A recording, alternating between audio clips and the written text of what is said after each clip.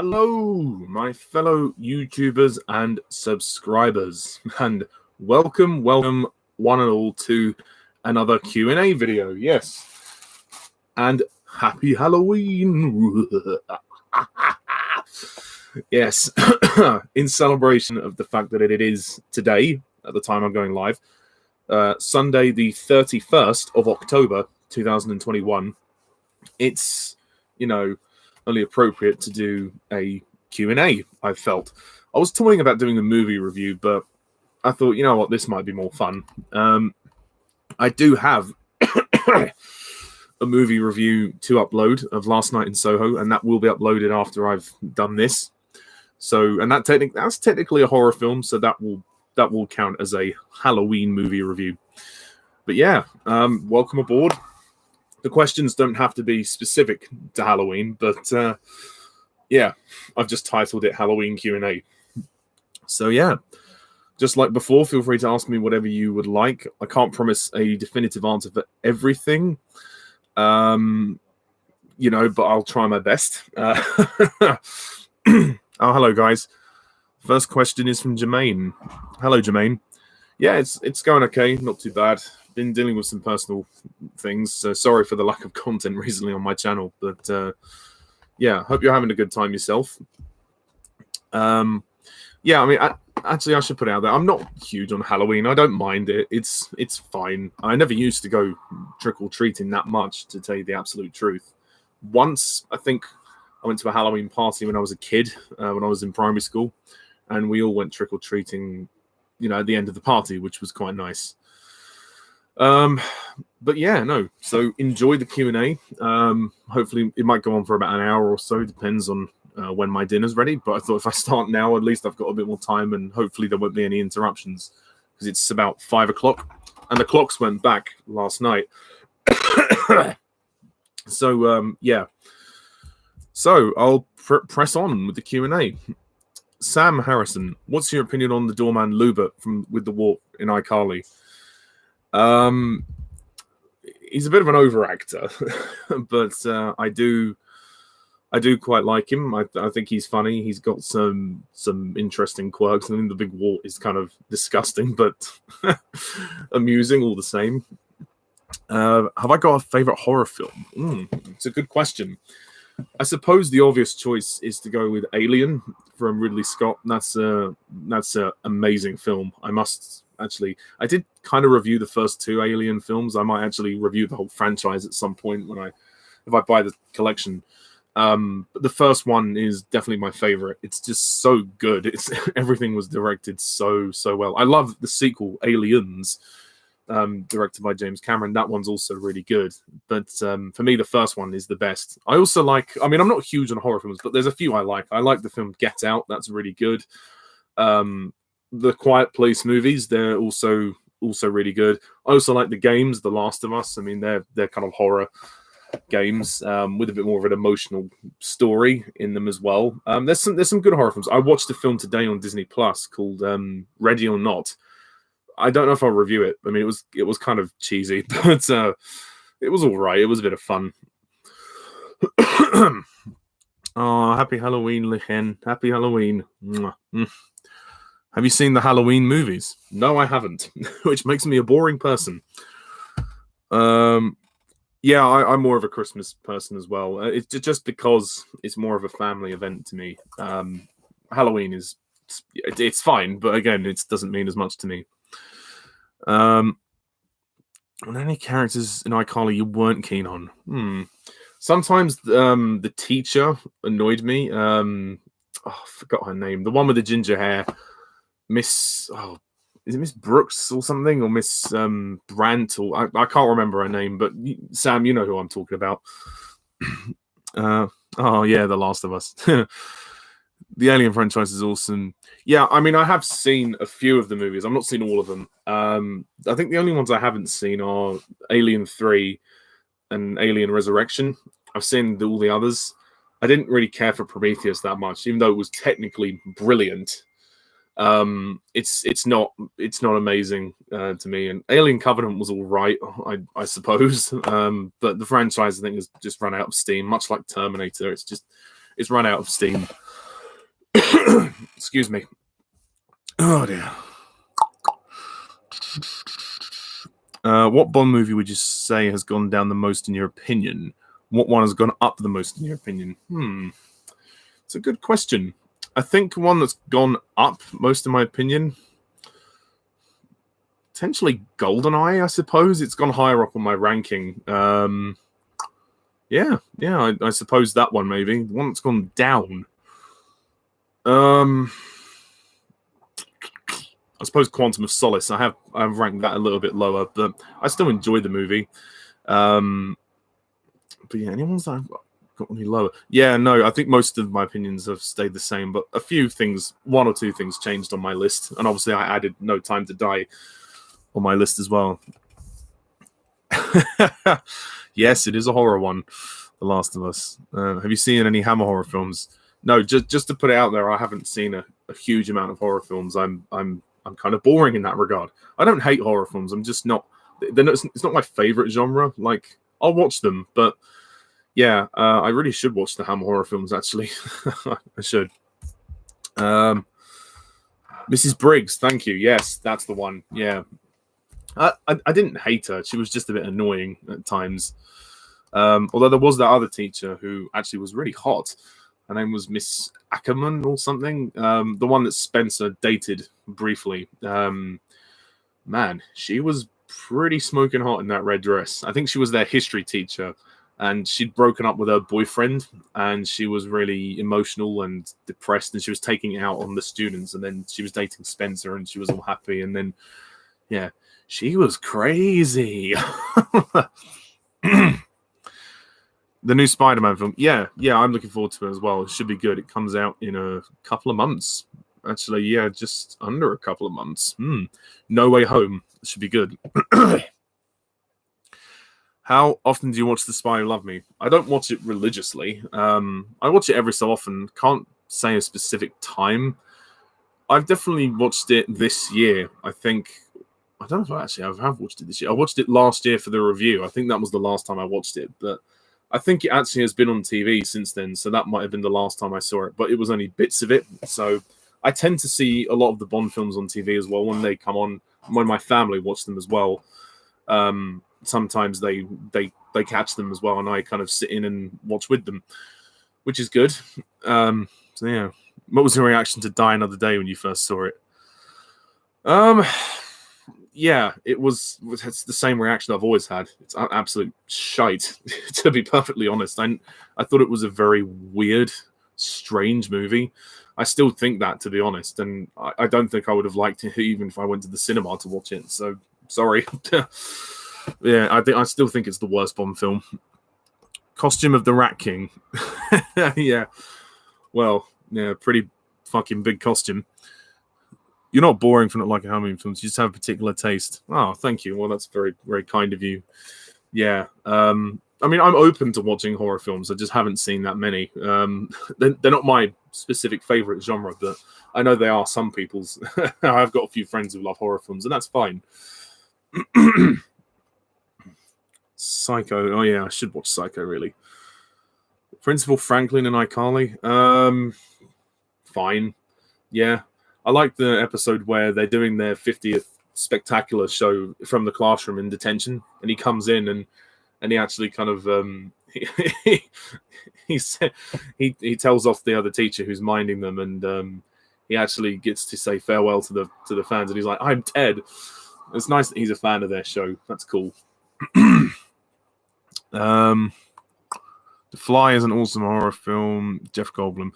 Yeah, I should see that. I've heard a lot of good things about it. Favorite John Barry Bond soundtrack? That's a good question. He's done so many. Thunderball's a really good one, despite the fact I'm not crazy about the movie. The music is really good. The Living Daylights is definitely one of them. View to a Kill would be another one, and You Only Live Twice. On Her Majesty's Secret Service. I can't choose between those ones, really. I think they're all great. Possibly Majesty's. I might give it to On Her Majesty's Secret Service because that theme is beautiful, and it was nice that they reused that theme in No Time to Die. What's your family's opinion on the Bond series? Well, they don't love it as much as I do, but they do like the films very much. And we usually, when a new one comes out, we usually go and see them as a family. We've certainly been doing that since Skyfall. So the last 3 films we went to see together. But my parents have always been watching them in the cinema with their friends as well. So I think the only one we didn't go to see was Quantum of Solace. Not because we didn't want to, just because we didn't get the chance. I don't know if my parents saw Casino Royale in the cinema. I don't know if they did. Maybe, maybe not. But I make a point of going to see Bond movies in the cinema. Even if they re-release the old ones, I go and see them. Well, not so much Die Another Day. Have you read any of the James Bond novels? No, I haven't. Oh, goodbye, Lucan. See you later. Love you. Enjoy your Halloween live stream. Is No Time to Die your favourite film of the year so far, really? I can't lie. Probably yes. I would say so. I mean, there hasn't been that many films this year. I mean, well, films have started to come out, but yeah, No Time to Die is... I mean, I know I'm slightly biased because I'm a Bond fan, but it was just so good. It was everything I wanted it to be, and I know it's not... I understand... Excuse me. I've got a cough. I understand that it's not everyone's cup of tea and not everybody was 100% happy with it. I understand that. But for me, it delivered. Would you agree that John Barry is the best Bond composer? Yes. Partly because he's done the most. I mean, he's got the most, how can I say it? Soundtrackography? That's not the right word. He's got the most films under his belt in terms of scores. He's got the most scores under his belt from the series, but there have been other great composers, and I hope they choose someone good for the next film. You know, even if Hans Zimmer comes back, that's fine. We'll see. Yeah, the Majesty score is beautiful. Probably one of the most emotional Bond scores, especially the final scene, which they've which again, it was nice to hear that theme again in No Time to Die. What was your opinion on James Bond going into space in Moonraker when you first saw it? I mean, yeah, I don't deny that it is silly. I think you've asked me this question before. It is silly, but I think, to be honest, it's only the third act of Moonraker that gets really stupid. But I personally don't think it goes as far as Die Another Day. Well, yeah, Die Another Day and Diamonds Are Forever. I just personally enjoy it because it feels like Star Wars, and the story is still interesting to me. Some of the silliness aside, again, it's a film that's knowingly camp. I mean, I'm not saying it's perfect. I only gave it an 8 out of 10. There are certainly things you could remove from the film, but it was just fun. On first viewing, you go, yeah, this is kind of stupid here, but after a while, I just had fun with it. But again, like No Time to Die, I respect that Moonraker is not everyone's cup of tea. That's totally fine. But yeah, I'm okay with campy Bond films. But for me, Diamonds Are Forever was too camp all the way through. Moonraker, it felt like a typical Moore film, and then they just kind of turned the campness up a bit as they went into space. But it's a bloody expensive looking production for the time it was made, and they clearly got the best budget to do it. So I take my hats off to them, really. As long as you got what you wanted from the James Bond film, that's what I'm like. Oh, thank you, Jermaine. That's very kind of you. Yeah, again, look, I'm a reasonable bloke. I'm happy to agree to disagree. And I know that for a long time I was against the ending of No Time to Die. I shan't spoil it for anyone who hasn't seen it, but it won me over. It did. I thought about it, and I just thought, you know what? They're going to reboot the series anyway. It's fine. I can live with it. It's not my first choice ending, but I get why they did it. So yeah, good luck to the next Bond. That's what I say. Opinion on Carly and Icarly. Yeah, she's good. She's a good lead character. She can be quite sassy and stubborn at times, but overall, she's a good person, and she has good relationships with her friends and her brother Spencer. And yeah, I like her journey across the series. I mean, I didn't see the sort of later series of the show, but in the early series, yeah, she's very good, and she's very intelligent and very talented for what she does. And I like Miranda Cosgrove. Excuse me. Ranking of the Bond actors you most/least want to meet. Oh, I can't do that. That's very harsh. It would probably go in order of the ranking of how I would rank the actors in terms of ability, really. So I would want to meet Daniel Craig the most, and I'd want to meet Lazenby the least, but not because I have anything against George Lazenby. He's just my least favorite Bond, and there wouldn't be as much for him to say about the series as the others because he only did one film. But I promise you, I will do a proper ranking of the Bond actors later down the line. I'm debating whether or not to do it soon or whether or not to wait until the next guy comes along. I mean, it's probably going to be a while before the next guy comes along anyway. So we'll see. We'll see. Opinion on Spencer's arch enemy Chuck in Icarly. I can't really remember him, to be perfectly honest. I'm sorry, I wouldn't have much to say about that. Do you think the penguins from Madagascar will make good members of Men in Black? That's a bizarre flipping question, but yeah, I can see why you say that, because they are sort of they do act like agents, like sort of karate agents. I think if the penguins of Madagascar were to do a sequel, they could treat it like a Men in Black film. We could actually go to Antarctica and see the penguins and how they were trained. Maybe do it as like a prequel movie. That would be cool. That would be an interesting idea. I think that's a good concept. Do you think that Jaws should have been introduced earlier in Moonraker?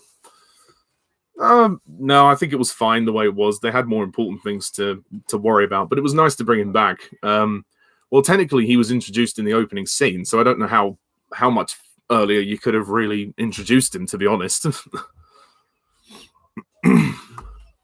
If you had to choose between these two, what would you watch? Lake Placid or Anaconda? I can't, because I haven't seen either of those movies. I'm really sorry.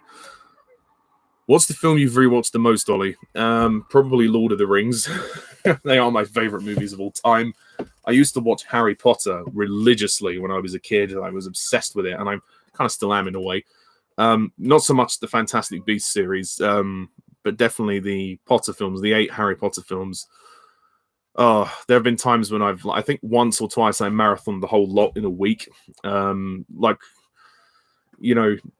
just so good. They're just really, really good. But yeah, I've also rewatched quite a lot of animated films, like Pixar and DreamWorks, and a lot of the films I watched in my childhood, to be honest. I watched them quite a lot, and obviously having Disney Plus and Netflix and stuff. But yeah, and the James Bond movies, like specifically like Casino Royale and Skyfall, they're the ones I've seen the most. I would say I just watch them quite a lot. I love them so much. I really do. I've watched Spectre quite a lot. In the 6 years since it's come out, I've watched Spectre probably, hundreds of times. Must be adding up to that at some point. Lazenby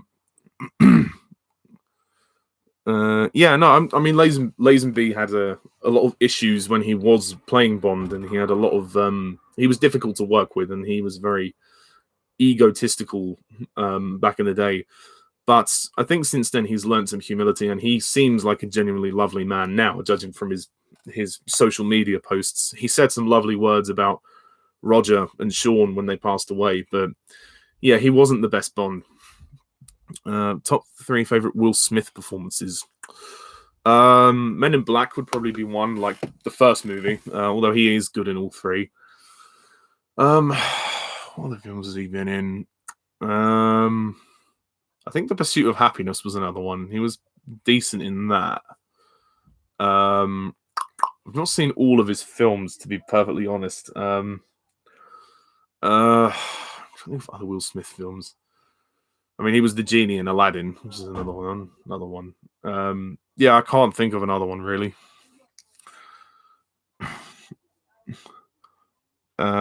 Okay, Sam. I mean, thanks for telling me, but I don't think I've seen that episode for years. Would you agree that Oddjob is the best Bond henchman?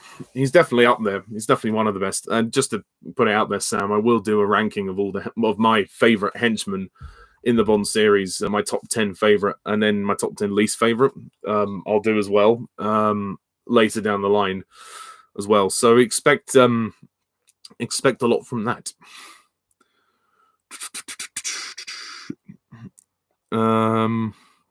Least, I'm assuming you mean least bad Dr. Seuss adaptation.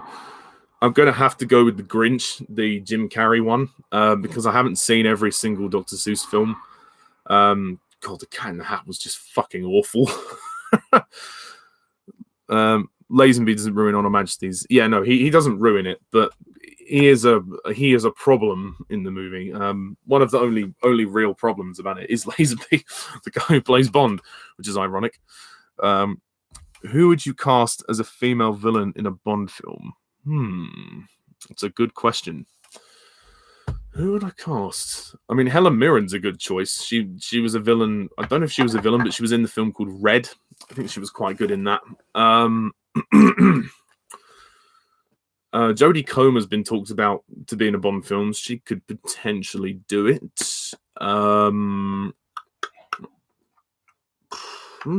There's a few choices really. Yeah, I'm trying to think of who else. I don't know.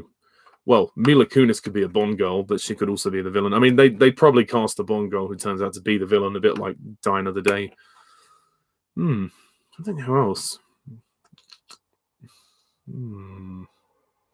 Yeah, can't think of anyone else at the moment, but those could potentially be good people.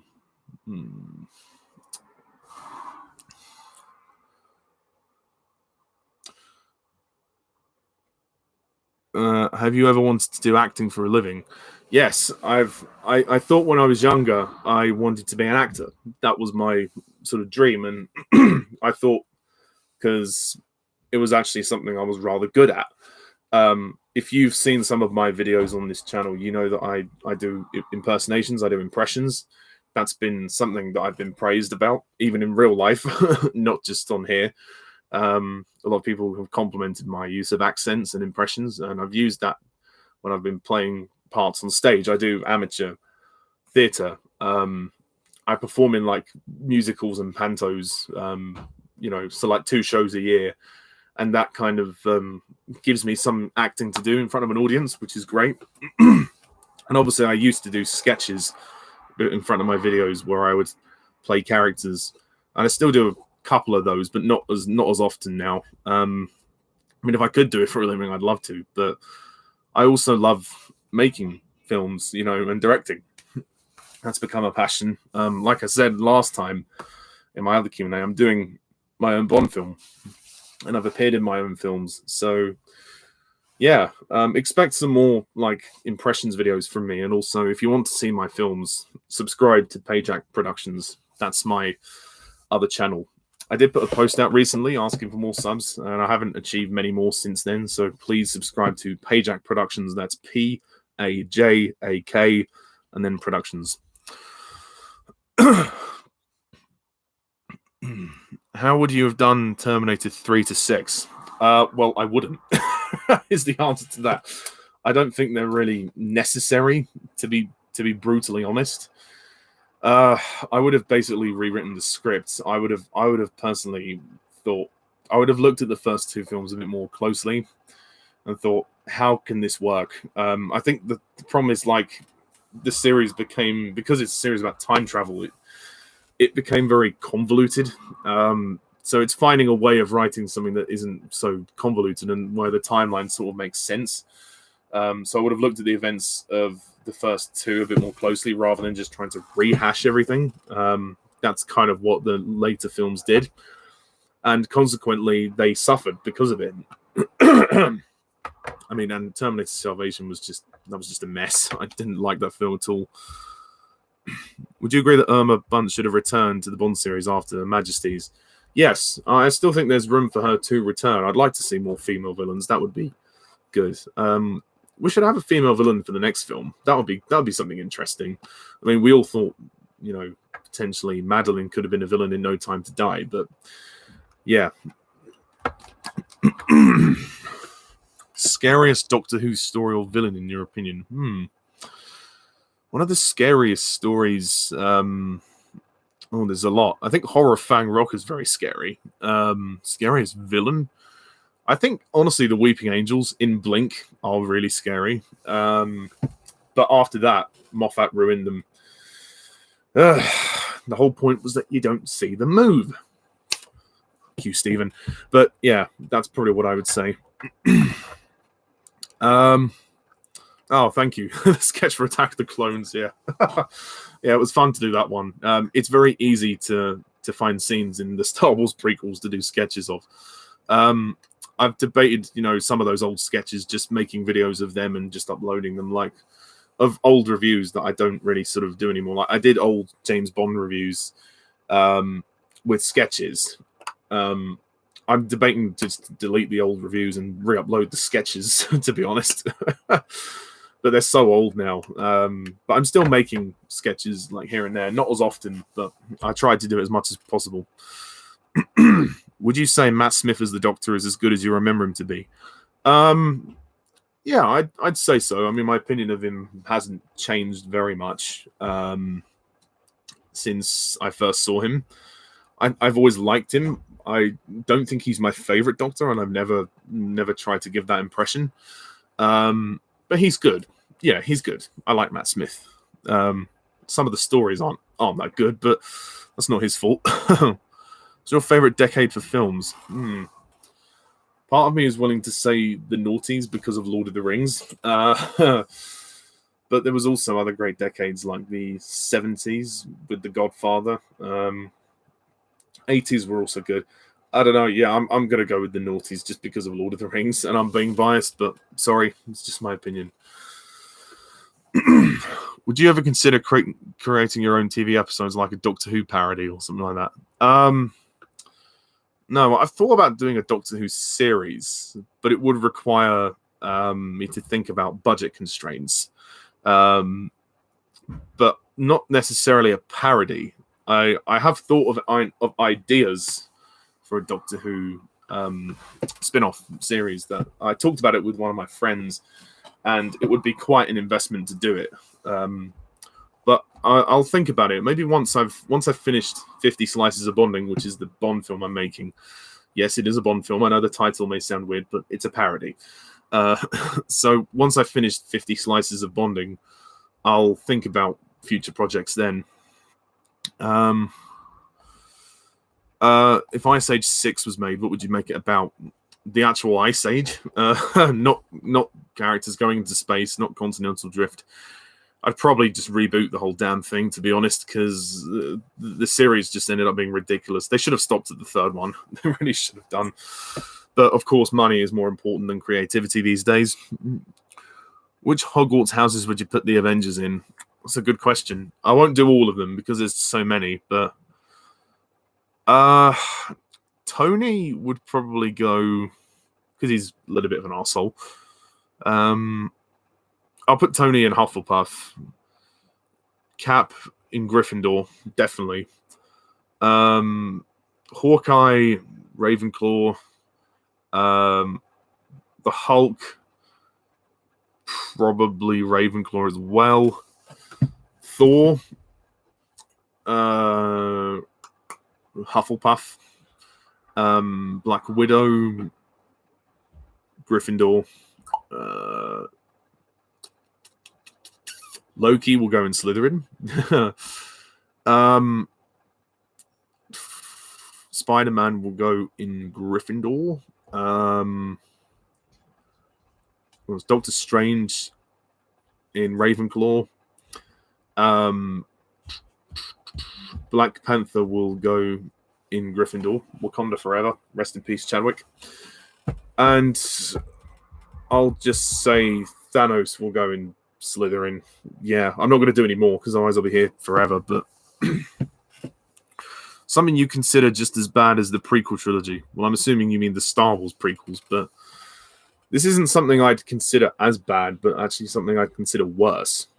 50 Shades, the entire trilogy. That's it. Yeah, that's the answer to that question. Have you ever had interests in doing tier lists? Well, I do rankings. so I'm not quite sure what you mean by tier lists. Yeah, I don't quite know what you mean by that question. Sorry.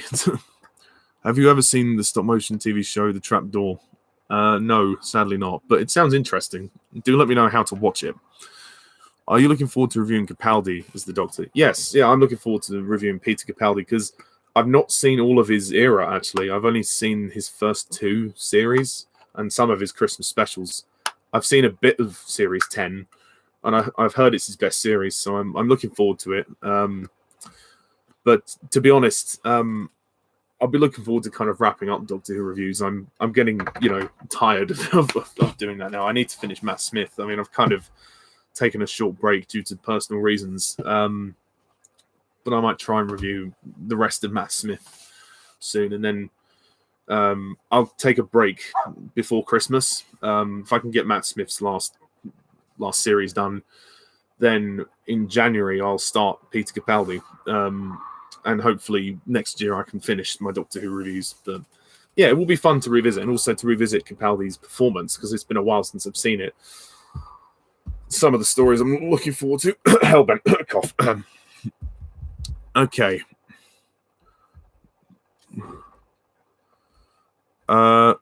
Okay. Oh, sorry. Well, you didn't say that was what you meant last time, but if you want me to answer the question again, I will. What can I say? There was one experience that I had where I saw the first It film, and people were laughing at every little scene, and it was really distracting. I don't know why. I went to see it on my own because my friends cancelled on me, and I couldn't really focus on the film as much as I wanted to. I mean, luckily I still enjoyed the movie a lot, but there was even a guy that turned around and said, your laughs are hilarious. And I was just thinking, just shut up. For fuck's sake, I'm trying to watch this. It was I think it was actually Halloween a few years ago. I think it was actually about 3 or 4 years ago when the first It film came out, and it was packed. And I just thought, oh, for fuck's sake, I can't really focus on this. That was probably the worst one I've had. I don't remember any others being that bad, to be honest. I've always been quite lucky with the cinema. What franchise would you almost potentially qualified to be capable of wrapping up, continuing it, just to add your own spin on it? I'm judging you. I'm think you mean what franchise do you think I would be qualified to continue or wrap up? I'd like to have a go at Primeval. I think there is a potential for that show to come back and be really good, considering that for me, Doctor Who's kind of going downhill. I think it's a good chance for Primeval to come back and be revived again, and it was a big hit. The writing got a bit all over the place in the 3rd series, and then it didn't really improve. But there is potential for it to be really good with the right people behind it. There is potential. Is the main reason you love Doctor Who because you grew up with it and have nostalgia? Not necessarily. I mean, that is a factor of it, but I love the show generally. I mean, I've watched the classic series now, and I still love it. And I think there's just something in it for everyone. And I mean, there's no denying that the Russell T Davies era got me into the show, and that was what wowed me about the show. But that's not the only reason. Would you agree the 2010s had a decline from the most previous, while some good films, originality was becoming less frequent?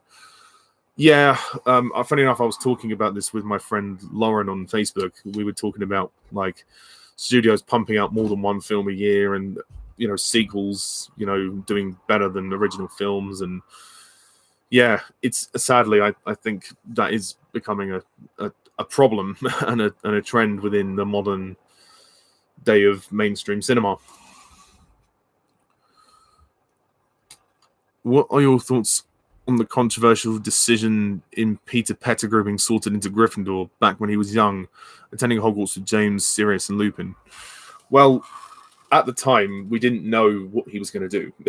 And I don't think the Sorting Hat could have predicted the betrayal that was going to happen. I mean, I guess the Sorting Hat kind of has a sense about everybody, but can't really determine, who will be the best person of themselves, if that makes sense. Like, it can't determine the future too much. It can kind of, it gets an idea of who they are. I mean, it was even uncertain about Harry, but that was different. But yeah, I don't think it's too controversial, to be honest. I think it's just, you know, like, how would they have known at that time that he was going to be, you know, he was going to betray them? I mean, he's not, I don't think Pettigrew's completely evil. I just think he's weak. I think he's a coward for betraying his friends and, you know, sending James and Lily to Voldemort. So he has a lot of flaws, but I don't think he is a complete arsehole, not straight away, until he starts to work for Voldemort to see them become corrupted. And yeah, that's just my thoughts. I'm annoyed that the film didn't have his death done in the right way, but never mind. Are there any other film series that you plan to review in the future? Yeah, I mean, I might review Mission Impossible, the Alien franchises I've said. It's not really a series, but Top Gun. I've got the first film. I need to watch that and review that before the second one comes out. What are the ones on it? The Matrix. I'm going to review the Matrix trilogy before the fourth movie comes out. So, yes. And just to give a spoiler, the sequels might potentially be rants. Have you ever played the Hitman video games? I played Hitman Absolution, I think, once or twice on the PS3. It was okay, from what I remember. But I would, you know, I would like to give another one a go if I got the chance. I don't game as much as some people. Any hopes for the supposedly upcoming Kung Fu Panda 4? Well, if that is true, if they're doing it, I hope that it's on the same quality as the previous films. I actually think all three Kung Fu Panda films are really good. I think they are consistent. I think they're a good trilogy. To be honest, is the fourth movie necessary? I mean, they've, other than, you know, to earn more money, from a story point of view, I think they've kind of wrapped it up. There's not much more they can do, is there? So I don't know. I'm kind of torn with it. I'm thinking I will watch it, but part of me is like, we don't really need this, you know. I think it ended the way it was supposed to. Not a question, but funny stories. Can I reenacted Jurassic Park with Ian Malcolm, played by a dog toy. Then I know Jeff Goldblum went on to play a dog in I Love Dogs. Yeah, that's funny. That's true. Doctor Who is such a long series. I get why you get tired of reviewing it sometime. Yeah, look, it's like I don't want to bash the show. I love the show, but at times I just need a break. And it's a long show to watch the entire thing.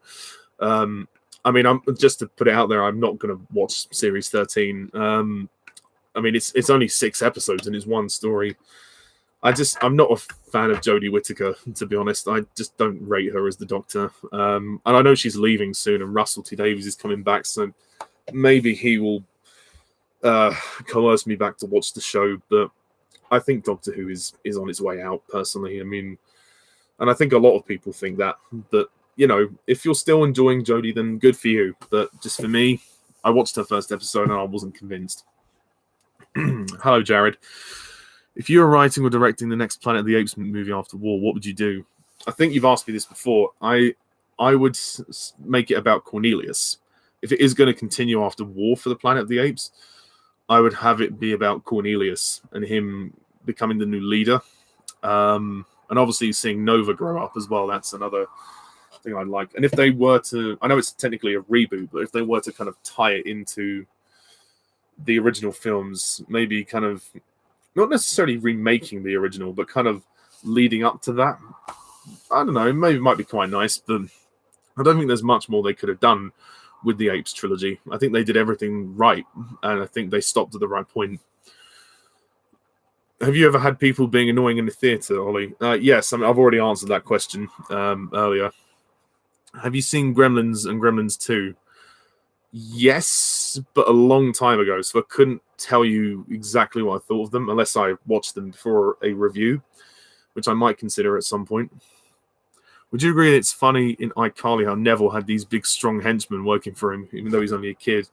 Yeah, necessarily say they were his henchmen, but yeah, he's sort of like this geek. He had this big computer lab, and he was a hacker. He was able to disable their network and everything. He was, almost far too intelligent for his age. But yeah, I suppose that's the joke, really, isn't it? I mean, he could almost be like a future version of Blofeld, like of the Christoph Waltz Blofeld. Obviously, he's American, but that's you know what I mean. Like, he's technically quite savvy, and he's he manipulates things from behind the scenes. I don't know. I know that's a weird comparison, but I've always found that kind of funny. Certainly thinking about it in recent years. Which of these characters do you think is more terrifying? Michael Myers from Halloween or Mike Myers as the Cat in the Hat? That is a really good question. That's the best question I've had so far. Well, I haven't seen Halloween, so I'm going to have to go with Mike Myers from Cat in the Hat. Yeah, that's a terrifying performance, and not in a good way. Top 5 favorite Jurassic Park dinosaurs. Oh, God. I'm trying to remember. No particular order. I like the Triceratops, Velociraptor, T-Rex, Brontosaurus, probably the Indominus Rex, I suppose. Yeah. Who would you rather see in your nightmares, Freddy Krueger or Fred from YouTube? That's a good question. God, I don't know. I'd probably say Freddy Krueger, because at least I'd be able to stay asleep. Fred from YouTube, his voice is just so annoying. I'm sorry, I just find him really annoying. Did you ever watch the classic series of Doctor Who as a kid? No, not really. I think I saw the old episode here and there, but I didn't really tune in that much. Do you remember when you bought a game that was complete and there was no DLC? Yeah, God, yeah, like Star Wars Battlefront 2, that was amazing. It was all there. Gaming is far too expensive now. I haven't got a PS5, and I don't think I will be getting one. Well, unless they release Last of Us 3, then I'll probably have to get one. But yeah. What would you think of a fake documentary series on Jurassic Park, Dinosaurs on the Island, from JP 2 and 3? Just centered on the creatures in their daily environment. I suppose if you mean like a sort of David Attenborough style documentary, that would be cool. But yeah, I wouldn't mind. Have you seen the Ted movies yet? Do you have any thoughts on them? Yes, I have seen the Ted movies. I sort of reviewed them years ago, but I might update those reviews. I like the first one better than the second one. I think the first one is good. I think it's funny. I think it's solid. But I think the second one is also funny. It adds a bit more sentiment to the story. But the third act of the film just kind of rehashed the first one, which was a shame. And I don't know why Mila Kunis didn't do the second one. It made the first one a bit redundant because we spent so much time investing in her and Mark Wahlberg's relationship, but then he's moved on to someone else, to Amanda Seyfried. But there were some funny quips in it, and I wouldn't be against seeing a third one, provided that was the last one. But I don't think it will happen. Yeah, I don't think the second one did as well, sadly.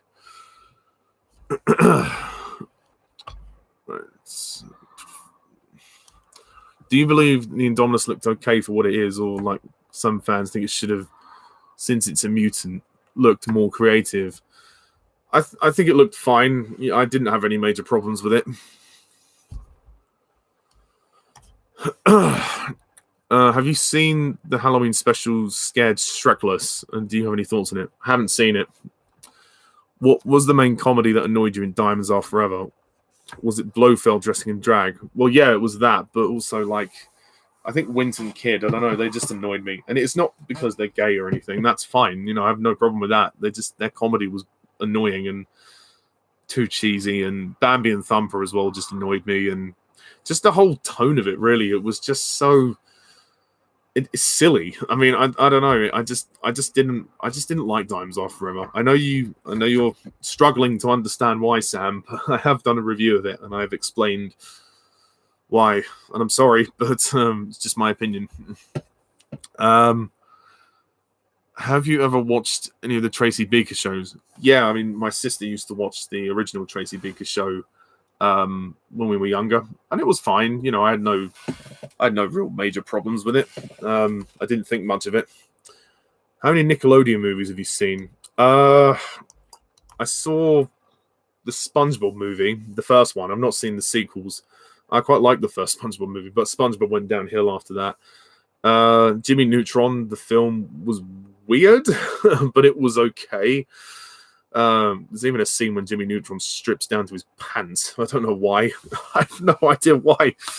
It was a weird film. I think they did a film with the Fairly Odd Parents, or Fairy Odd Parents, whatever they call it. That was on TV. I think I'd watched that. I've seen a few. I've seen a few Nickelodeon films, but not massive amounts.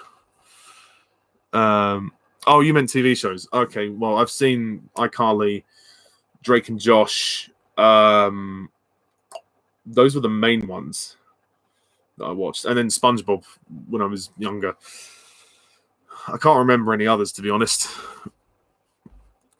Have you seen any of the Marx Brothers films? No, sorry.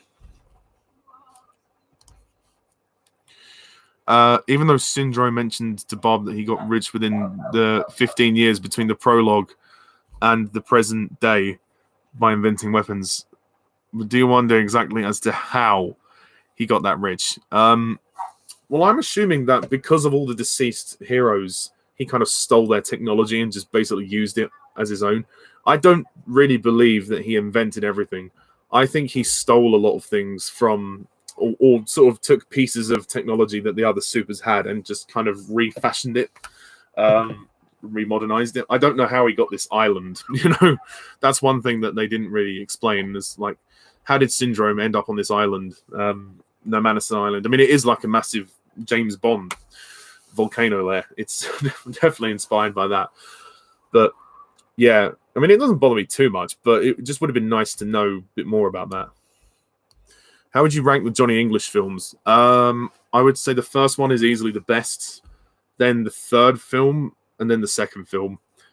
Yeah, I would say so. To be honest, I think 2 and 3 are kind of on a similar level. I think the second one is at the bottom only because Ben Miller's not in it, and that's just my opinion. Mike Myers made himself look like a twat in the cat. yeah, he was. Yeah. Yeah, I think we should call the film "The Twat Who Shat on the Mat." That's the new title for that film. It's one of the worst films ever made. It's terrible. Are you annoyed that some of the Hartnell and Troughton Dog 2 stories are missing? I think I've been asked this question before by somebody. Yes, yeah, of course I'm annoyed. It's a shame. It's a real shame that it's all gone. But eventually they'll animate all the missing stuff. So there is hope. I mean, the audio all exists, so there is hope for it all to sort of be there, and eventually we'll have a massive Doctor Who box set with almost all the Doctors. I mean, that will cost over £3,000 probably, but still, it's it'll be something worth treasuring. But anyway, if there was a 3-way fight with the T-Rex, Spinosaurus, and Indominus, which one do you think would be an overall victor? Good question. We don't see a lot of 3-way fights in films. The only 3-way fight I can think of is the one in Pirates of the Caribbean, Dead Man's Chest. Jack, Will, and Norrington will fight for the chest. I think maybe the Indominus Rex, because it's more like genetically engineered, sort of super advanced than the other ones. But it would be a good fight to watch. Also, do you ever wonder how Syndrome managed to get so many people on his side working for him? Do wish the film explored Syndrome's backstory a bit more. Yeah, I think you're right, actually. That's a good sort of... it's a good thing to say. They could have explained more of Syndrome's character, like what happened to him after Bob said, I work alone, in that 15 years. He'd obviously, managed to, kill all the supers. I mean, that was quite clever. But yeah, all those guards and everything, yeah, they've come out of nowhere, basically. Who knows? I guess maybe he just offered them money. I don't know. Mila Kunis was pregnant when they were filming Ted 2. That's why she wasn't in it. Oh, right. Well, that's a shame. Well, they could have worked her into the sequel. Like, they could have had her in it as a cameo. Maybe, because at the end of the film, Mark Wahlberg's character and Amanda Seyfried have a kid. So you would think that, Mila Kunis being pregnant would have worked well for the movie, but obviously maybe physically filming those scenes may have been difficult. She probably would have had a reduced role, so I guess they thought it's not worth it. But it's a shame. It's a shame because in the first film we invested so much in them, but it wasn't to be. Favorite Christopher Lee performance that's not James Bond, Lord of the Rings, or Star Wars? Unfortunately, I can't answer that because I haven't seen many of his other films. Have you seen Squid Game on Netflix? No. What is this show about? Like, everyone's talking about Squid Game. I don't know what the hell it is. I've not watched it.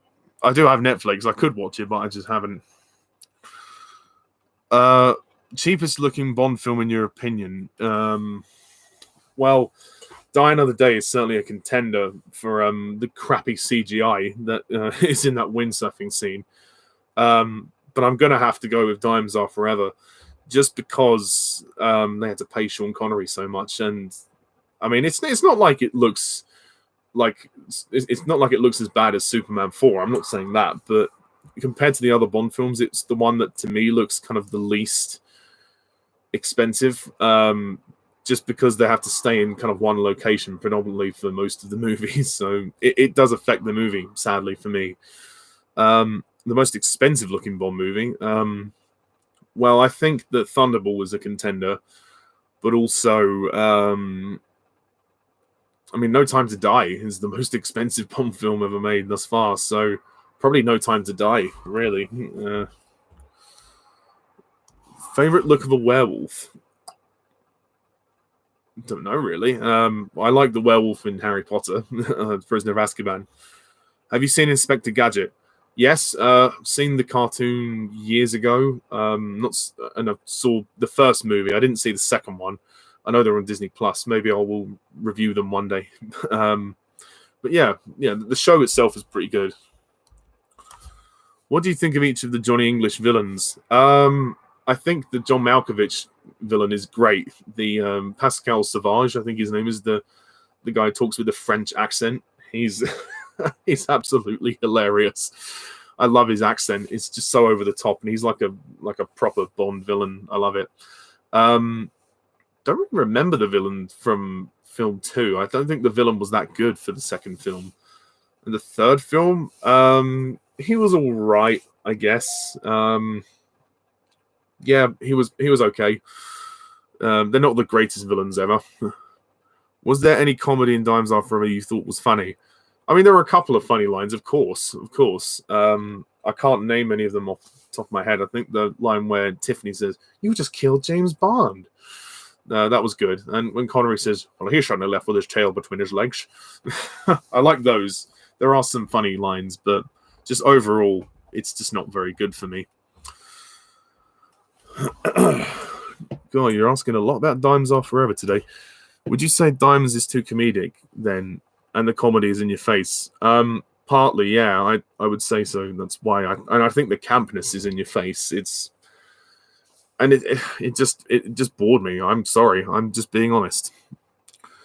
Would you like to have seen Primeval? Would you like to have seen in Primeval the future predator fight other creatures like raptors and smilodons? Yeah, that would have been cool. What did you think Primeval Series 4 was going to be like before you heard anything about it?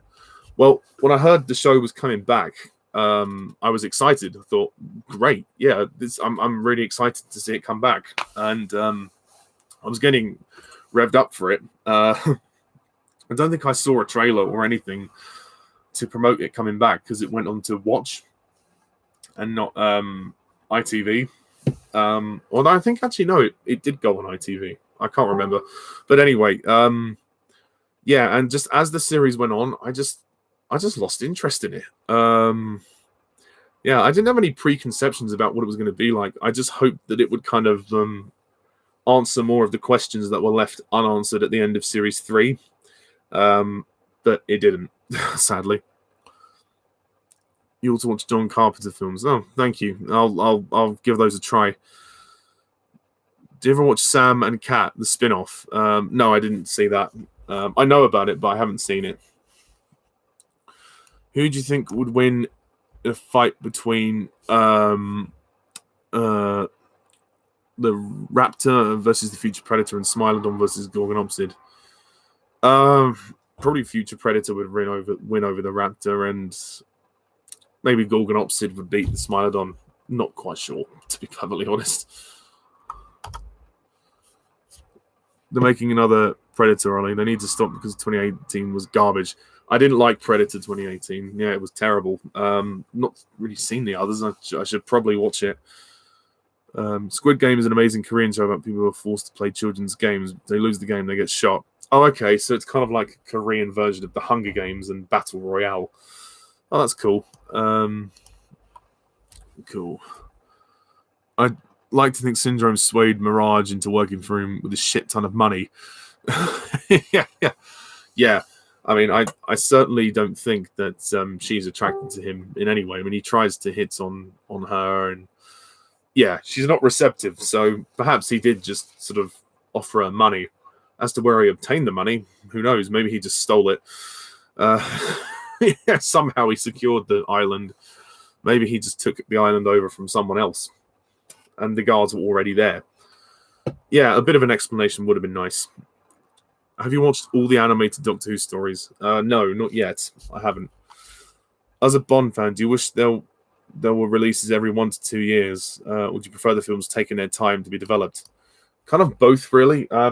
If the films come out in a sort of 2 to 3 year ratio, that's fine, but I wouldn't want them to release it unless they felt that it was good enough. Like, I really do think the Bond films are special, and sometimes waiting a long time is worth it, like No Time to Die. But I think on average, like a 3 to 4 year gap is probably what we can expect. I'm not too fussed about it coming out between 2 to 3 years. I'm not that persistent, as long as they come out and they're very good, then that's the main thing. And, I mean, I don't want them. I hope the next film isn't like another 6 year wait. And I don't think the producers will want that to happen after this film took so long, No Time to Die. Bond fans will be hungry for more, but we won't hear anything about the next film until next year anyway. So I think the earliest we will get Bond 26, probably 2023 or 2024. That's my well, I think maybe 2024 is the kind of estimate. Have you seen Teenage Mutant Ninja Turtles 2003 show?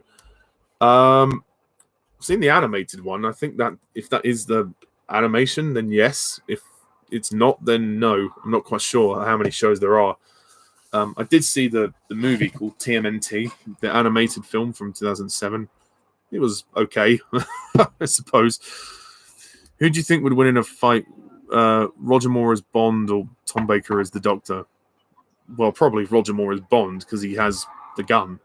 But then again, Tom Baker can regenerate. So, yeah, I like to think Roger Moore, though. With the next Transformers film intending to explain it's a new timeline like X-Men First Class, what do you think of a flashback showing a final battle of everybody from all 5 previous films fighting? Yeah, fine. That would be all right. I'm not too fussed about Transformers anymore. I kind of watch them as just guilty pleasures. I mean, the Bumblebee movie was actually quite good, and I'd like to see a sequel to that, really, more than anything else, if they are to carry on. I mean, I think Michael Bay stepping down from the director's chair was honestly the right thing to do. I don't know who's directing the next film. Is it Michael Bay? But, yeah. I just think there's not much they can do with Transformers anymore. It's just robots fighting each other, which only goes so far. Would you rather listen to Fred from YouTube or Nails on a Chalkboard? Nails on a Chalkboard, quite honestly. What do you think of the YouTuber KSI? Yeah, he's good. Yeah, I think he's entertaining. His laugh is quite funny. Sometimes he's a bit over the top, but, he's generally quite entertaining. I'll give him that. Will you review Austin Powers soon? Yeah, I will. I don't know when, but I've got the films, so I will review them at some point. I just didn't get time before No Time to Die. Opinion on Winton Kid's deaths in Diamonds Are Forever.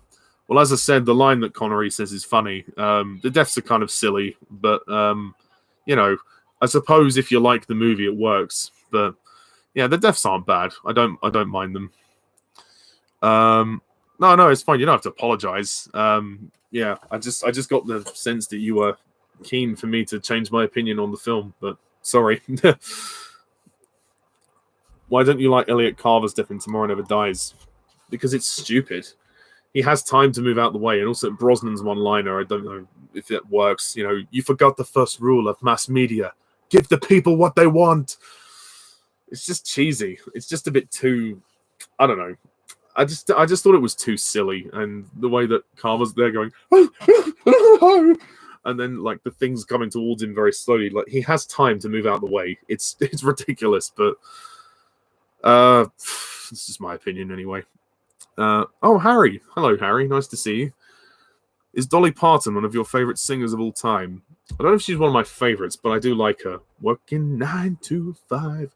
Actually, speaking of which, I was in the show 9 to 5. I played a very small part in that. I played a Texan character called Dwayne. And I put on the accent for that as well, which was fun. But the song, 9 to 5. It's a good one. Your thoughts on the trailer for House of Gucci? Yes, I really like that trailer. I thought it was good. It looks like it's a really good. It's going to have a film. It's going to have a lot of style. Sorry, and I think it's Ridley Scott that's directing it. So I'm in. I'll see it as soon as it comes out. Michael, I love Explosions Bay. Yes, Michael masturbates to Explosions Bay. Any franchise you were very persuasive to get your friends into? Not really. I mean, obviously, I'm a James Bond fan, and I think my friends have kind of enjoyed the Daniel Craig Bond films, like as we've gone to see them. And obviously, I'm making my own Bond films, so through that, they kind of developed a bit more of an interest. But not much. I mean, one of my best friends, I got him into Beauty and the Beast, the original film, years ago, and then the remake came out, and he found an appreciation for it. So. Yeah, he said, "Oh, because you introduced it to me, I got really attached to it, and I enjoyed the remake as well." So, okay, good for you. That's great. How would you have liked Blofeld to die in the original timeline? Well, obviously, for your eyes only, technically doesn't credit him as Blofeld, but he technically dies going down the chute, the chimney. I don't know. I think I would have preferred like a massive big fight with him and Bond. I think that like a physical fist fight would have been good, and maybe Bond throwing him off the roof or shooting him or feeding him to the sharks or something. I don't know. Something more grand than what we got, which was just kind of. I mean, it was fine, but it wasn't as good as I think. I think there were some missed opportunities there, but I understand there were legal issues at the time. I don't think Brazil is going to appear in the Secrets of Dumbledore anymore. We may go to Bhutan and China instead now. Oh, interesting. I thought we were going to Brazil. Maybe that was only a rumor, but China. Oh, God. Hope they don't catch the coronavirus. Who are your top 5 favorite characters from Lord of the Rings? Good question. Okay, I'm going to say, in no particular order, Eowyn, because she ain't no man. You know what I'm talking about. So yeah, Eowyn, Aragorn, Gandalf, Sam, and Gollum. They're my top 5. I mean, I could do a top 10 list of favorite characters. I would put Frodo, but he would probably be next on the list. But those 5 are my favorite, definitely. How long do you want Bond to go on for? As long as it can. I mean, I think there's always going to be an audience for it. So I think it will go on as long as the movies continue to do well.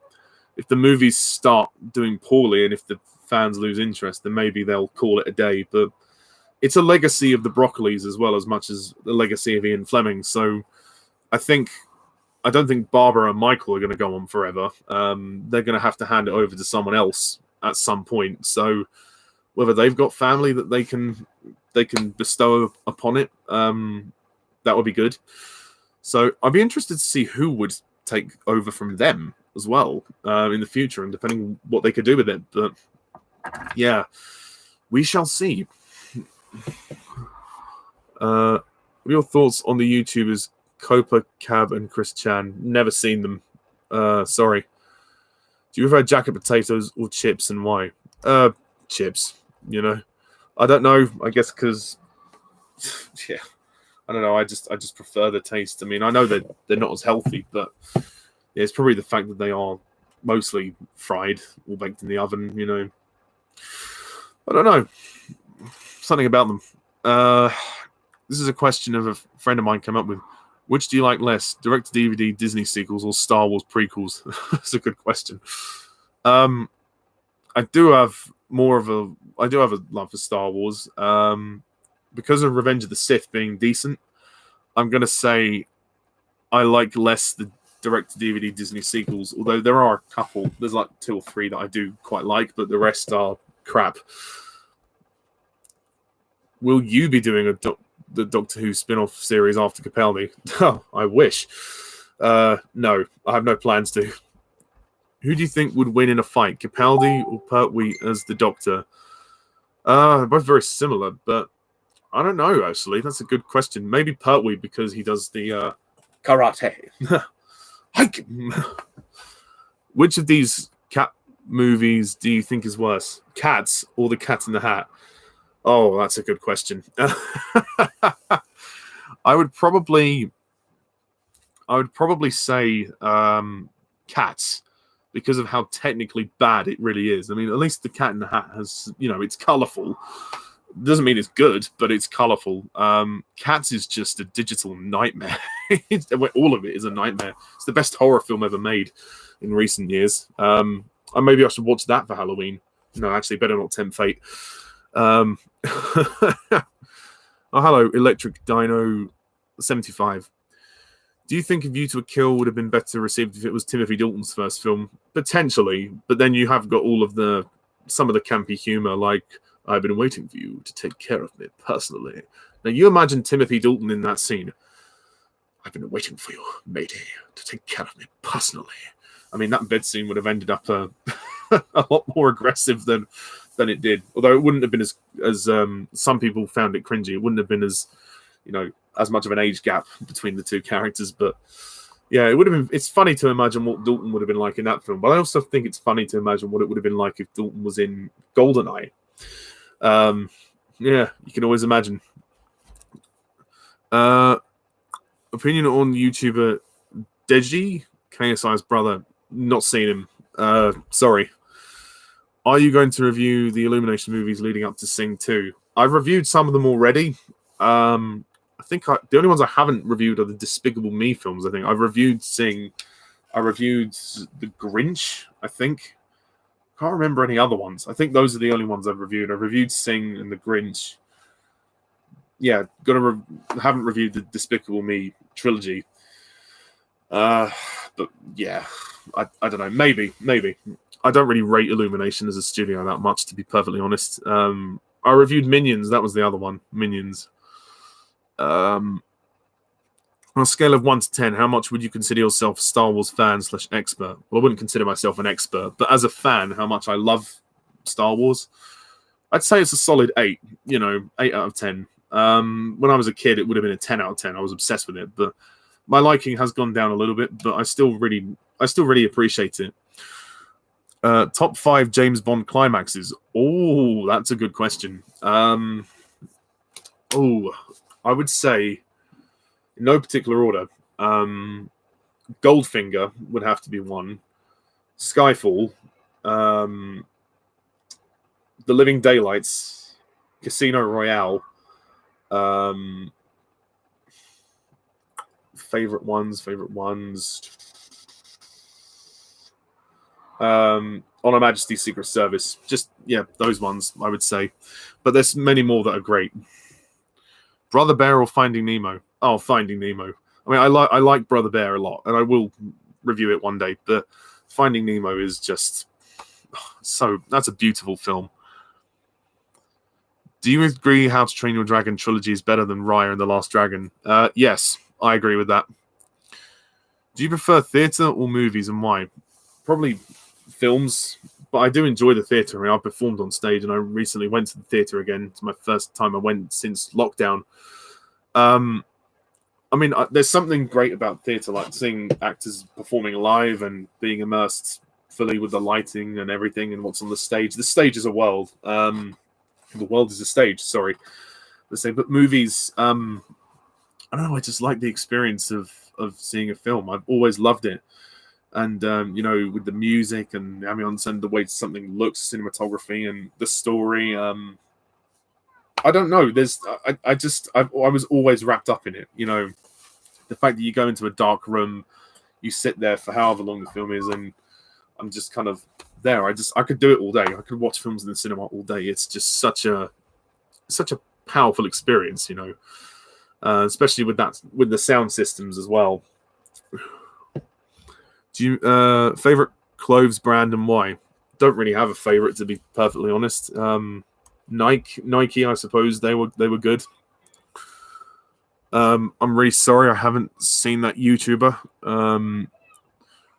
Rambo More for Life. I don't know how to pronounce that name. Have you seen the 1986 animated film, The Great Mouse Detective? Haven't seen it yet. I've been told about it. One of my best friends loves it, and I should see it, and I will do in time. If you were... I've lost where I was. If you were to watch an old Japanese Godzilla film, would you choose one that's ridiculously cheesy, one that's more dark or serious, or one that's a blend of the two? Probably a blend of the two. I did watch a Kong vs. Godzilla film. I watched Kong vs. Godzilla, the old one, years ago. I remember that being pretty good. Let's show that comment. Copa Cab is a big bully, even though he claims to be fighting against bullying, and Chris Chan is a nutcase. Oh, okay, fair enough. Do you think Mike Myers' Cat in the Hat would fit perfectly in the Cat's film universe? Lol. Actually, no, because he's not a digital cat, but in terms of how nuts he is, maybe, but then he'd have to be able to sing and dance. God, that's a nightmare. Do you think they should have gone for that original ending of Diamonds Are Forever with Blofeld and Bond fighting in the mine? Yes. Because I've always described the ending of Diamonds Are Forever as an anti-climax, and I realized that they ran out of money, so they couldn't do the big ending that they wanted to, but the climax on the oil rig is just kind of... It's over before it begins. There's not much to it, to be honest. I wish that Bond and Blofeld had more of a fight, but there we go. What would you have felt on Timothy Dalton taking the role as Bond as early as For Your Eyes Only? I mean, I don't know. He might have been quite young to do it then, but you know, I think he would have done a good job. I think Timothy Dalton always does a good job. I don't know if he would have had the chemistry with Melina that Roger did, but I would have been interested to see how he would have approached For Your Eyes Only. How do you think Disney should have handled Blue Sky Studios at the time they owned them, prior to them shutting down? Yeah, I agree. I will remain salty about that. I think they should have at least merged them, maybe. I mean, they bought, Fox. They couldn't sustain it. Like, surely they could have maybe subsidized the name as being a part of Fox or something. I don't know. Like, they could have merged it with something else, or maybe they could have put it up for sale. Someone could have bought it off Disney and done something with it, rather than just shutting it down. But it's too late now, isn't it? Favorite and least favorite level in Lego Lord of the Rings. Least favorite has to be the Dead Marshes. That level is so fucking long. It took me nearly half an hour to finish that level. Thought, this is dragging on so much. It was just endless puzzles and puzzles. But the best level, God, what's the best level? I like a lot of the levels in Return of the King. The Pelennor Fields level was awesome. The Helm's Deep level I really liked too.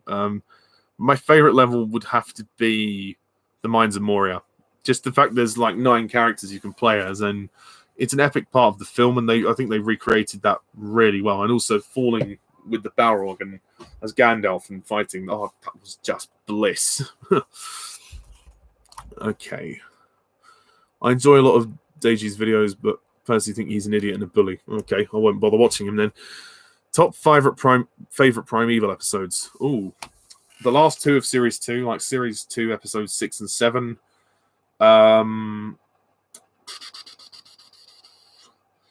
Series 3, Episode 5.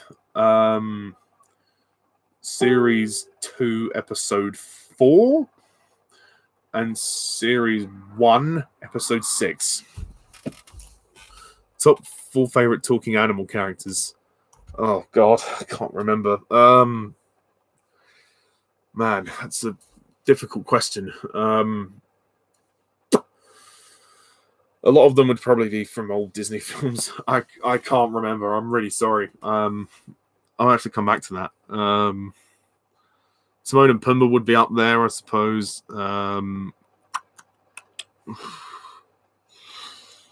Puss in Boots from Shrek? I don't know. I really don't know.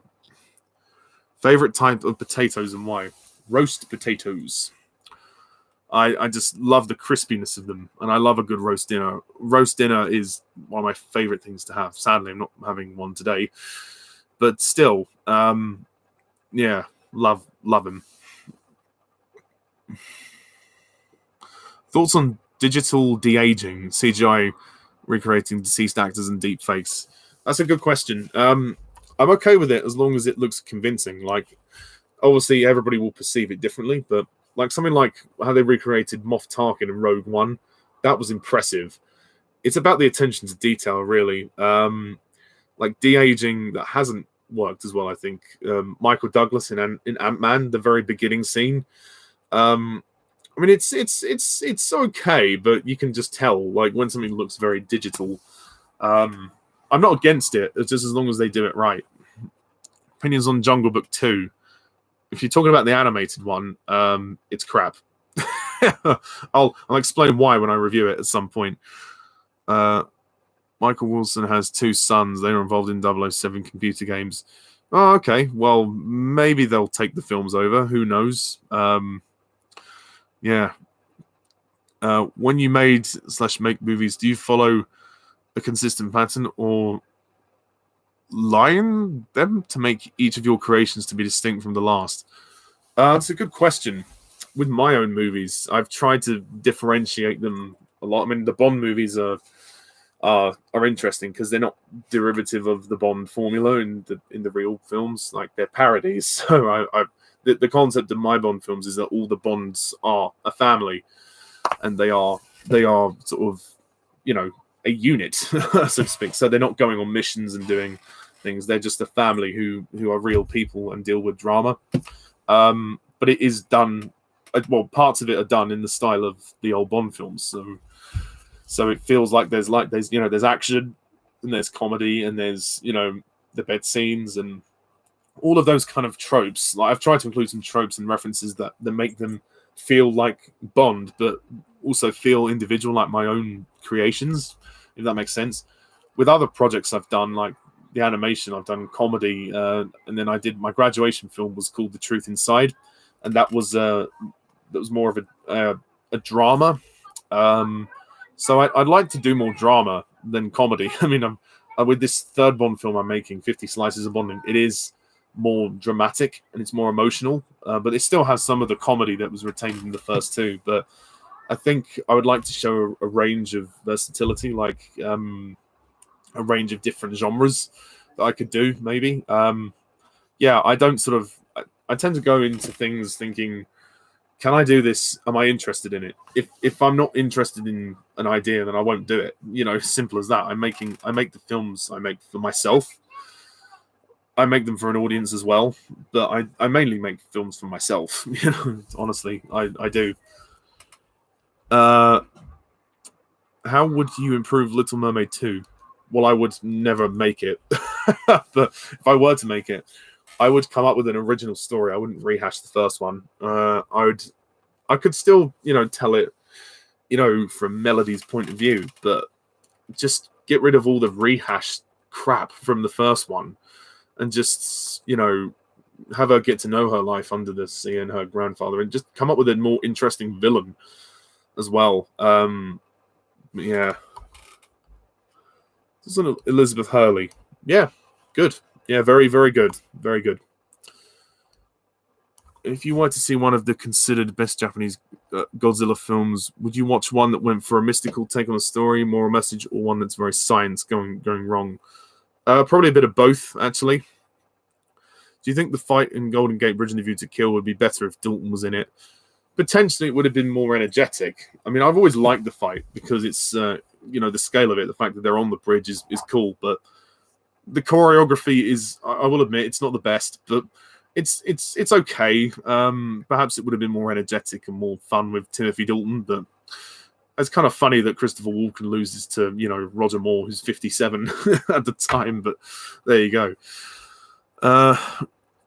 What would you think if the lions in the Lion King looked like the cats from Cats? Well, they kind of do, in a way. At least the cats in Cats, they emote, but they have these human faces, so it's just weird. Yeah, I don't really know, to be honest. I think they look kind of similar. Do you prefer Doctor Who or Star Wars? It's a good question. I like both. I don't know. I mean, I had a big love for both of them when I was growing up. Maybe Doctor Who, because it's endured longer and it's been more consistent than Star Wars. But I like both of them. Would you say Assassin's Creed is an overrated video game series? Probably, yes. I like some of the earlier ones, like Assassin's Creed 2 is easily the best for me. Brotherhood was good, but it was basically, again, the same, and Revelations. They were both the same as the second one. The first game was all right. The controls were very clunky.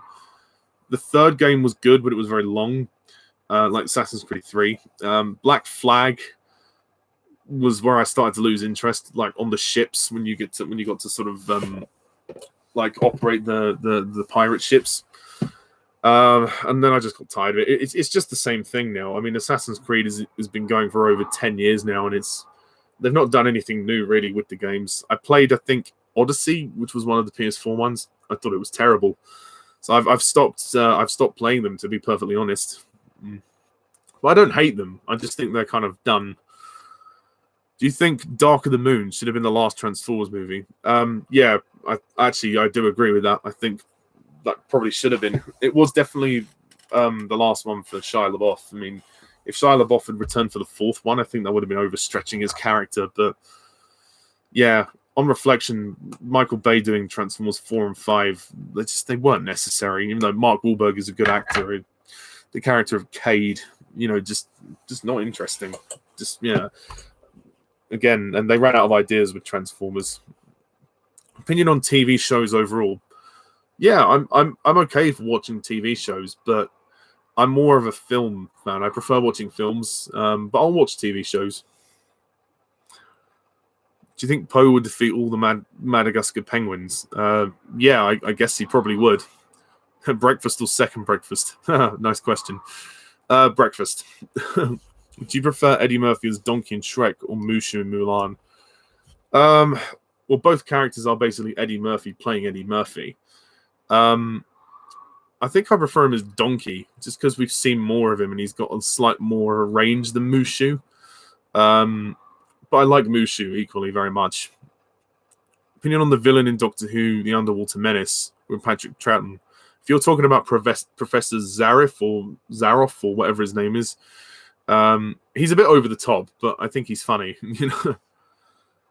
Have you watched any of the many versions of Star Trek? I've seen the Star Trek movies. I've not seen the TV show. I have mixed opinions on the films, but I think overall half of them are good and half of them are not so good.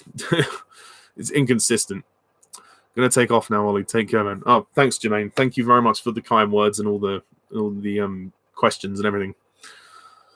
Do you prefer Fox or Universal Studios? Well, Fox is now owned by Disney, so Universal Studios. Yeah, I don't know. I guess Universal. I don't know. Top 3 Pixar films you'd most want to either not exist or want done more to your liking. Well, it's going to have to be the Cars trilogy. All 3 Cars movies could have been done way better or didn't need to happen, to be perfectly honest. If not them, then Brave. Monsters University. Have you seen any movies from classic comedians? Laurel and Hardy, Norman Wisdom, Three Stooges, Abbott and Costello, blah, blah, blah. No, I've seen the film about Laurel and Hardy, the Stan and Ollie film. That was good. I mean, I know it doesn't count to your question, but in relation to Laurel and Hardy, yeah, I saw that, but I know there's a box set you can buy on Blu-ray, I think, of those old films, so maybe I'll consider that at some point. Do you like to dress smart? Yes, when the occasion warrants it. Opinion on Shere Khan in Jungle Book. Yeah, good villain. Solid villain. Doesn't appear till quite late in the day, but he is good. Okay, I'm not going to go on for too much longer. Been on for quite a while. What genres would you like to see Pixar try and tackle in future films? I like to see them try historical fiction or westerns. Yeah, I agree with that, actually. I think that would be really cool. We've not seen them do a western. I think they will do it at some point. I'm confident, unless you count Woody from Toy Story. Well, he's a character, really, but they've had, that's the closest thing to western that they've ever done is show the Woody's Roundup show. Opinion on jacket potatoes. You kind of asked me this already in conjunction to do I prefer that or chips. Yeah, I like jacket potatoes because I have them as an alternative to mash. I don't like mashed potatoes, so I always have jacket instead. Between these three Disney films with foxes, how would you rank them from most to least, feeling like seeing a sequel? Zootopia, Fox and the Hound, and Robin Hood. I would say, like, the ones I'd most want a sequel to. Well, Fox and the Hound already has a sequel, so that probably will go at the bottom. Then Robin Hood, and then probably Zootopia, although that's already getting a sequel. Why don't you like mashed potato? I just don't like it. I just think the creamy consistency is disgusting. I don't know. It's just never sat well with me. Favorite savory food and why? I like a lot of savory food. I like crisps. I like a lot of savory snacks, biscuits. I like savory meals. I'm not against sweets. I mean, I have some chocolates here, and I have some Quality Street. But yeah, I'm not a sweet tooth. I'll eat sweet things, but I'm not a sweet tooth. Would you rather play another Assassin's Creed game or give Mortal Kombat a shot? Maybe I'll give Mortal Kombat a shot because I haven't played it. Have you seen Gulliver's Travels with Jack Black? If so, do you agree it's terrible? I have seen it. Yeah, I saw it in the cinema years ago. I don't remember too much about it other than the ending where he starts dancing around singing, "What is war good for?" Yeah, it wasn't good. From my memory, it was not good. Are there subtle references to the Daniel Craig era of Bond in your movies? There are some, yes. There are actually references to a lot of Bond films, and some of the dialogue is referenced in all three movies. There's lines taken from from the original films and Daniel Craig's films. So if you're a Bond fan, you should be able to spot them. You know. Have you seen the Problem Child films? No, I haven't. Oh, Cusack Studios. Hello, nice to see you. Yeah, I'm glad I came across your channel recently. Everybody who is a Bond fan, subscribe to Cusack Studios. They have made some short Bond films. Sam, you should watch them. They're good. They're very good. What's your dream job? To be a producer, director, filmmaker. That would be a dream job. To do something in the creative industry. I was told at college by my tutor that I was one of the best producers that she'd come across, which is kind of great to hear because she used to work for the BBC, so that's good. It's just no one's given me a chance yet, and that's the difficult thing. So if anyone's watching this, I would like to progress into that industry. It's very tough. I get it. It's tough. But for the meantime, I'm still doing my filmmaking myself. So yeah. How's your Halloween going? Yeah, it's not bad, thanks. How's yours? I hope all all the stuff's going well with you, and I hope you're still making Bond films. I will review your Bond films, I promise. Sorry, I've just been a bit busy recently. Opinion on the Cinderella movies. Well, I haven't seen the sequels, but I've seen the original one and the remake. The original is good, and it's a timeless classic. The remake is perfectly fine. It's one of the better remakes, but it's not a classic. How different do you think the Doctor Who Series 3 finale would have been like if Jacoby's master didn't regenerate? That's an interesting question. I would have liked more of Jacoby's master to be in it more. Perhaps if he'd regenerated in the middle of The Sound of Drums, they could have had an equal balance of screen time between the two masters.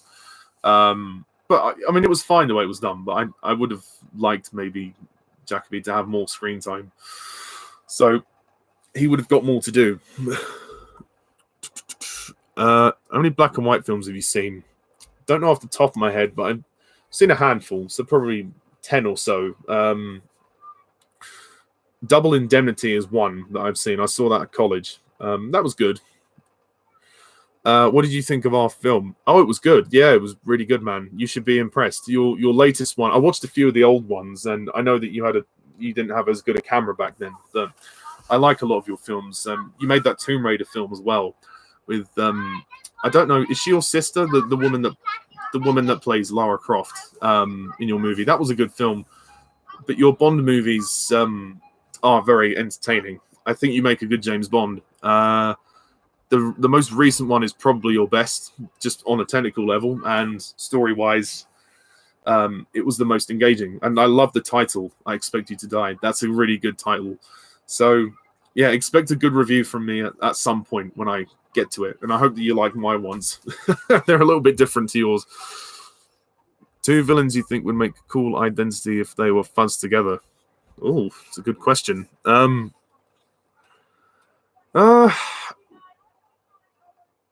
suppose. I wonder if, I don't know, Odd Job and Jaws from the Bond movies. That would have been cool. Would you have been fine if some of the Bond movies were in black and white? Or are you glad they're in color? I mean, I'm glad they're in color, but I wouldn't have been upset if some of the Sean Connery films were in black and white, because of the time.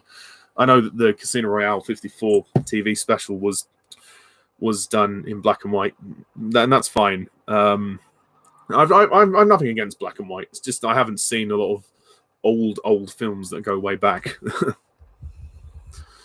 Oh yes, 1 year anniversary of Sean Connery's death. Yeah, I ought to pour myself a glass and raise a toast to him, because it's been a year. I can't believe it's been a year since he passed. I wonder what he would have thought of No Time to Die, and I wonder what Roger would have thought of No Time to Die.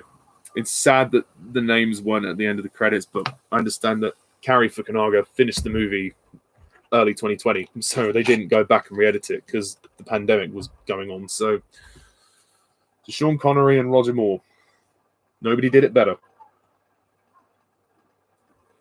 I hope he's resting in peace. Okay. Do you love Doctor Who as much as you used to? No. I think I was more obsessed with it as a kid, but I do still really like it, and I'm glad that the classic series exists and I was able to see it. And I have to owe that to my good friend and subscriber, Jack, the Film Fanatic. Jack, if you're watching this, thank you so much, man. You helped me retain my interest in the show when it was dwindling. So I really appreciate that. So, yeah.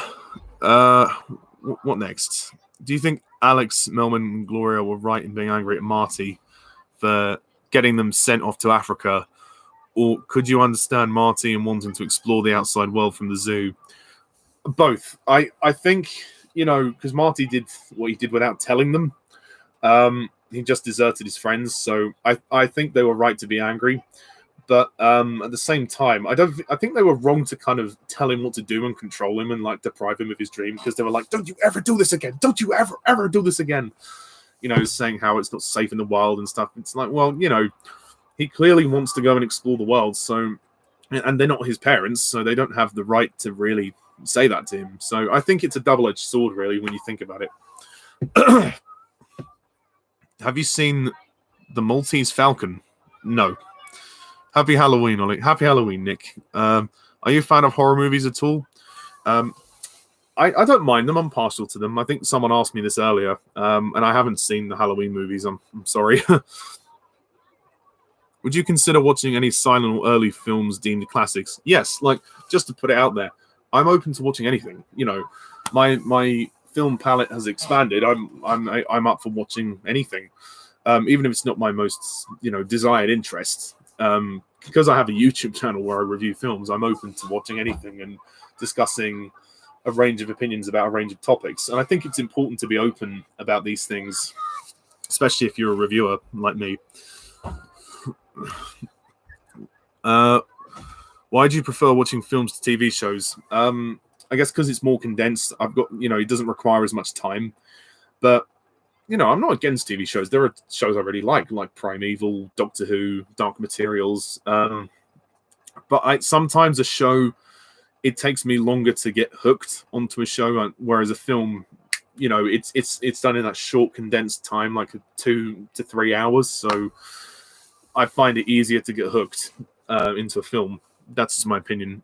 But I'm not discrediting TV shows at all. I just don't tend to watch many TV shows. I think my attention span is better for films. Do you prefer watching films at home or in the cinema? Oh, in the cinema, definitely. Cinema is the best place to watch a movie. The next best thing is probably Blu-ray, and I do have Blu-ray. So I don't mind watching films at home on a rainy day, but I always prefer I always prefer watching films in the cinema. It's the experience, man. There's nothing else like it.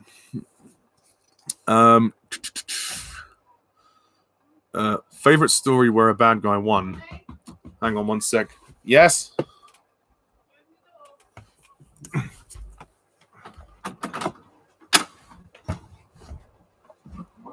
In the middle of something. What's up?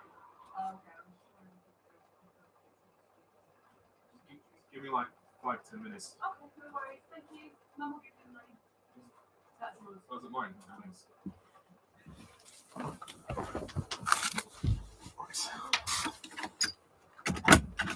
Oh, shit.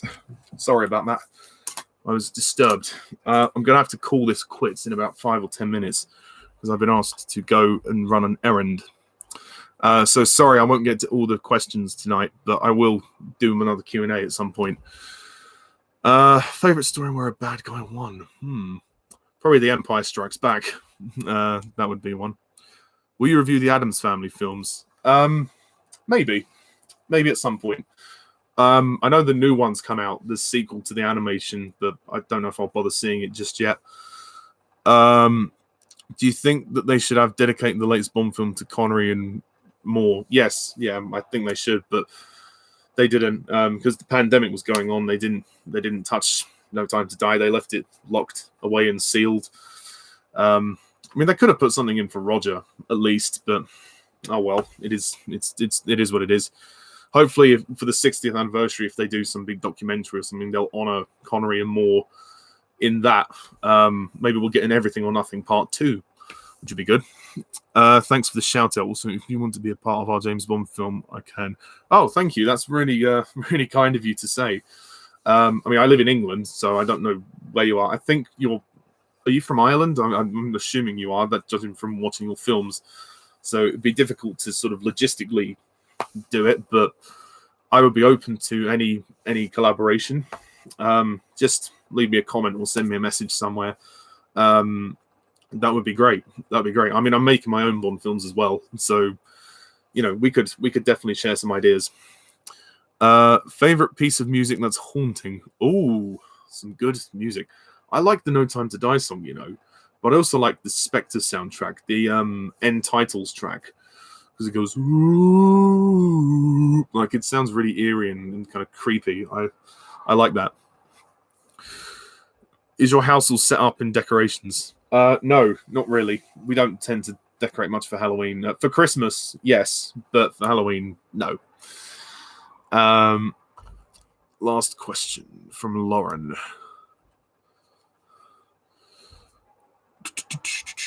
Do you find Aragorn and Arwen's love story sweet or tragic, given how Aragorn does end up passing away before Arwen does, and her deciding to be mortal instead of immortal.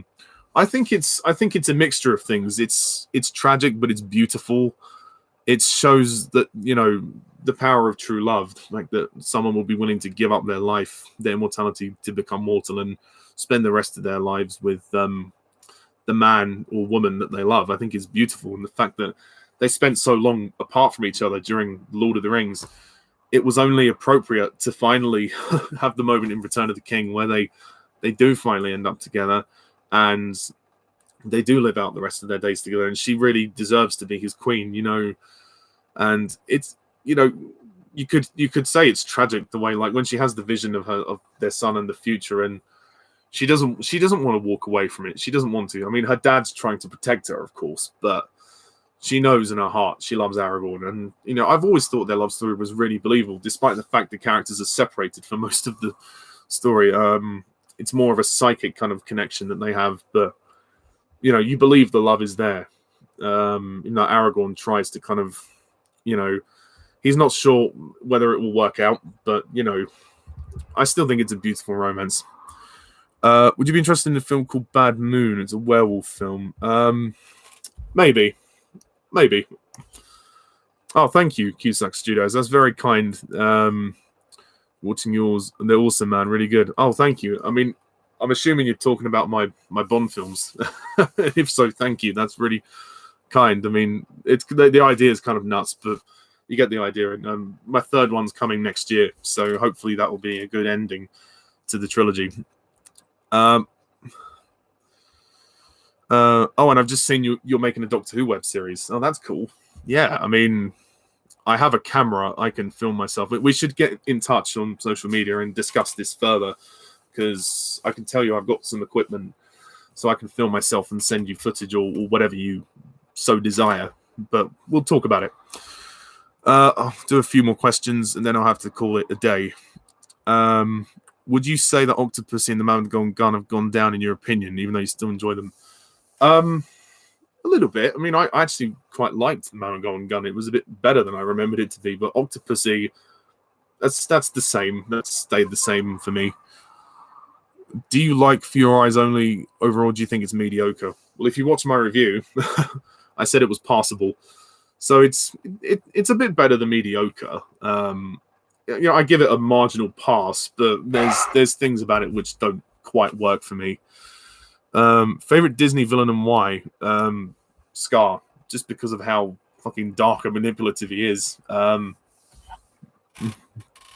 So I'm really sorry. I'm gonna have to call it there because I have to go out. I've been told to run on an errand. I'm sorry I couldn't get to the remaining questions, but seriously, thank you everyone for all these questions. They are brilliant.